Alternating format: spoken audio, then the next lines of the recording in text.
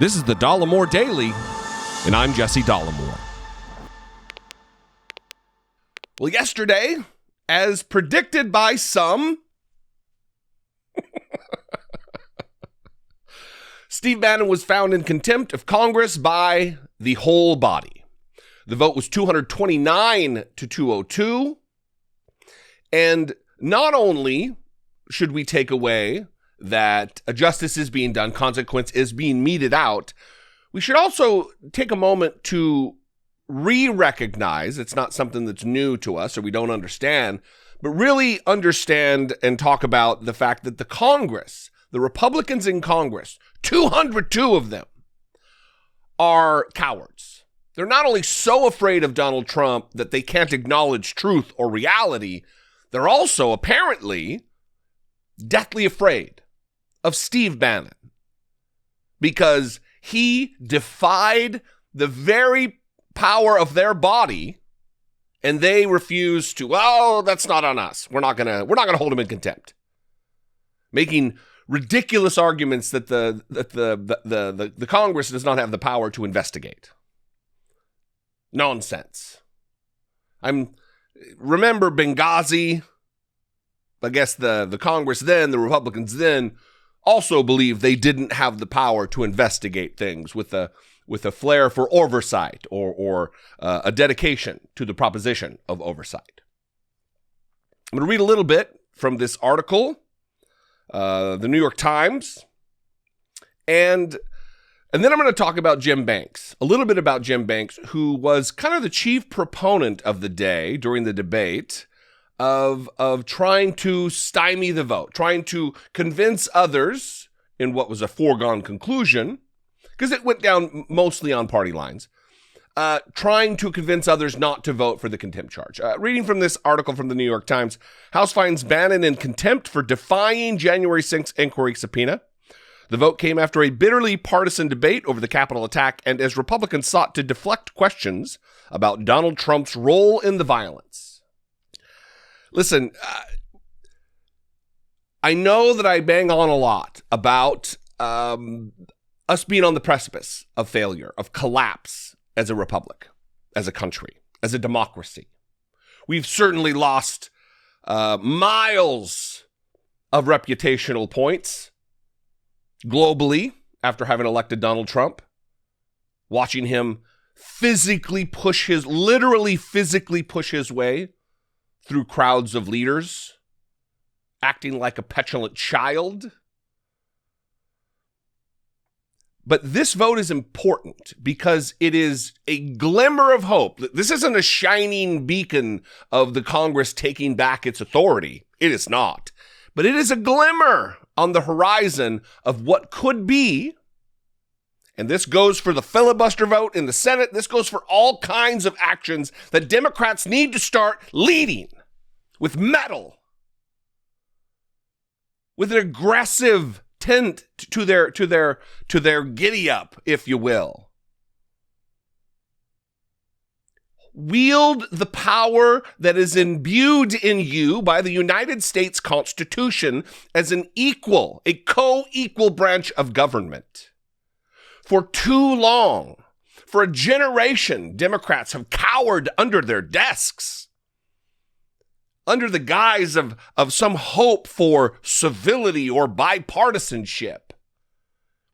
I'm way off the rails here, but we just witnessed it with Joe Manchin and his version of the Voting Rights Act, of a voting rights bill that no Republicans voted for.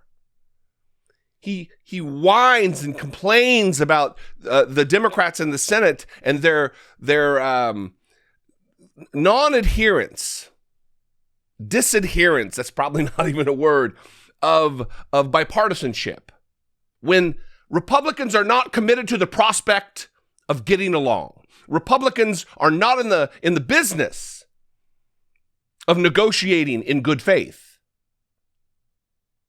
They are liars and hypocrites who are hell-bent on destroying the United States in order that they maintain power.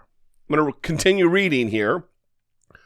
The House voted on Thursday to find Stephen K. Bannon in criminal contempt of Congress for stonewalling the investigation into the January 6th Capitol attack pressing for information from a close ally of Donald Trump, even as Republicans move to insulate the former president from accountability. Because that is what this is about. Ensuring that Donald Trump faces no consequence. The vote of 229 to 202, mostly along party lines, came after Mr. Bannon refused to comply with a subpoena from the House Select Committee investigating the assault, declining to provide the panel with documents and testimony. The action sent the matter to the Department of Justice, which now must decide whether to prosecute Mr. Bannon and potentially set off a legal fight that could drag on for months or years. But what was clear on Thursday was that 9 months after the deadliest attack on the Capitol in 2 centuries, many Republicans in Congress remain bent on whitewashing, ignoring, or even validating what took place as their party continues to embrace the lie of a stolen election. Only 9 Republicans joined Democrats in voting to enforce the panel subpoena. The remaining number of cowards in the Republican Party who were elected to the House, followed the lead of Mr. Trump, who in a statement before the vote derided the election he lost as a crime and praised the mob attack which injured 140 police officers and claimed several lives as a legitimate response. Quote, "The insurrection took place on November 3rd, Election Day," Mr. Trump wrote. "January 6th was the protest." And 202 Republicans backed this view. Only 2 Republicans who didn't vote for Donald Trump's impeachment joined this contempt charge, which isn't a measure against Donald Trump. It's a measure against Steve Bannon. Before the vote, Republicans argued that the investigation, which Democrats undertook after Republicans blocked the formation of an independent bipartisan inquiry, was a partisan exercise devised to smear Mr. Trump and persecute his supporters for their political beliefs.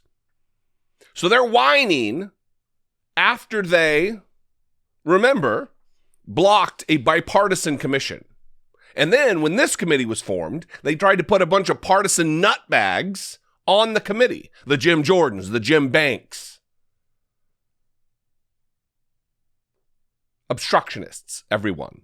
On the floor of the House, Representative Jim Jordan, again, Jim Jordan, Republican of Ohio and an ardent Trump supporter, brown-noser, sycophant, bootlicker, accused the committee of harassing Mr. Bannon and organizers of the quote-unquote Stop the Steal rally that preceded the riot. Quote, "You're involved in political activity? They're going to investigate you," Mr. Jordan said. "You know what this is really about? Getting at President Trump. And they're going to run interference for Donald Trump forever. A disgrace of a human being." Representative Jim McGovern, Democrat of Massachusetts, condemned the former president's comments and the way Republicans continue to follow his lead. "We live in an age where apparently some put fidelity to Donald Trump over fidelity to the Constitution." Jim McGovern is absolutely 100% correct. The oath that I took when I joined the United States Marine Corps is very similar to the oath that these people take. It's very similar to the very oath that the president takes. Similar. Everyone swears or affirms to support and defend the Constitution against all enemies, foreign and domestic. That is your oath. And they are supporting and defending Donald Trump against all enemy, foreign and domestic. They have jettisoned any loyalty or duty to the Constitution and by way of that, the country, for Donald Trump. He is their focus of concern. And I don't know if it's out of sheer fear, because he can dispatch a mob to attack the temple of our democracy. I don't know if it's fear or if it is a true ideological concern. for someone who has no ideological adherence. Now let's talk about Jim Banks. Jim Banks tried to get on. He was appointed to the committee by Kevin McCarthy, the House Select Committee investigating the insurrection. He is an ardent stop the steal, anti-democratic goon. Has tried to illegally put Donald Trump back in office, tried to overturn a free and fair election. He is a worthless piece of shit. That was bleeped, but you get what I'm saying. Jim Banks has been trying to get information from several agencies that have been reached out to by the committee, asking for documentation. He is posing as vice chair of the committee, a committee he's not even on. I'm going to read from this letter that he sent to the Homeland Security Department, that he signed as ranking member of a committee he is not on. I'm sorry, this is the Department of the Interior, not Homeland Security. You are receiving this letter because the House of Representatives Select Committee to investigate the events of January 6th may have sent you a request for information. The House Republican leader, Kevin McCarthy, appointed me to serve as the ranking member of the Select Committee. Yet, House Speaker Nancy Pelosi refused to allow me to fulfill my duties as ranking member. Pursuant to the rules of the House of Representatives, the minority party in Congress retains rights to the same information that is provided to the majority party. For those reasons, I ask that you provide me any information that is submitted to the Select Committee. Additionally, please include me on any update or briefing that you provide. If you have any questions, please contact my staff. And he signs it, Jim Banks, ranking member. Jim Banks is not a ranking member. Jim Banks is not a member of the committee. And the minority party will get the information because Liz Cheney is the vice chair of the Select Committee. She is a Republican. They will have full access to all of the information that is requested. He's a liar, a deceiver, trying to put himself out as the ranking member. Now I'm going to read a Facebook post from the same Jim Banks, Republican of Pennsylvania, the day before the insurrection. This is January 5th. He wrote this on Facebook. I'm writing this from Capitol Hill to say I'm looking forward to welcoming the thousands, maybe millions, of supporters of Donald Trump here in Washington over the next 24 to 48 hours. The crowd coming is a powerful message to politicians in D.C. that things can't go back to normal or business as usual. While I eagerly anticipate these patriots coming to our nation's capital, I am concerned about the presence of Antifa, anti-fascist group, in D.C. Already last night, they went to Senator Josh Hawley's house in Washington, threatening his wife and newborn daughter, who were home alone. He told us they screamed threats, vandalized his house, and tried to pound open the door. This is also inciting the crowd, setting up the nonsense that Antifa had something to do with what took place. And why would that be? Why would there be a rush to create preemptively a scapegoat for what took place when Antifa had nothing to do with trying to get Donald Trump to remain in office, threatening to hang Mike Pence, stalking the halls of the United States Capitol building? Where's Nancy? Looking for Nancy Pelosi. Republicans, they just need to go. I was gonna go off on a thing about they need to do some soul searching, but it's past time for soul searching for Republicans.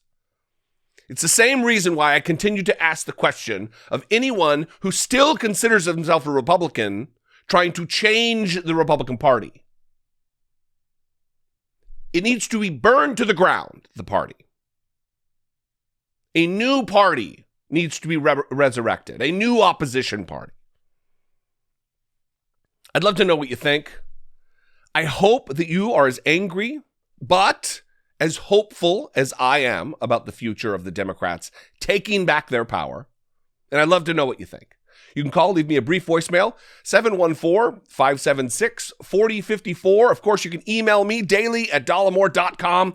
Thank you for joining me. Happy Casual Friday. Follow me on social media. I'd love to connect with you there. I'm at Dollemore, just about everywhere. Twitter, Instagram, TikTok, even doing YouTube shorts. Remember the thumb thing? If you appreciate what I do, if I bring you some value during the day, or at least $1.99 per month worth of value, you can support my work right here on YouTube by clicking the join button below the video, or you can do it on Patreon by going to patreon.com/IDoubtItPodcast. Also, if you're not subscribed to my podcast, you really should get on board and subscribe. It's free. You can go to dollemore.com, figure out how to do it there. It's on iTunes and Spotify, everywhere else. I love you guys. I appreciate you. I hope you have a great weekend. When I see you next, we'll talk again. Be genuine. Take care of one another.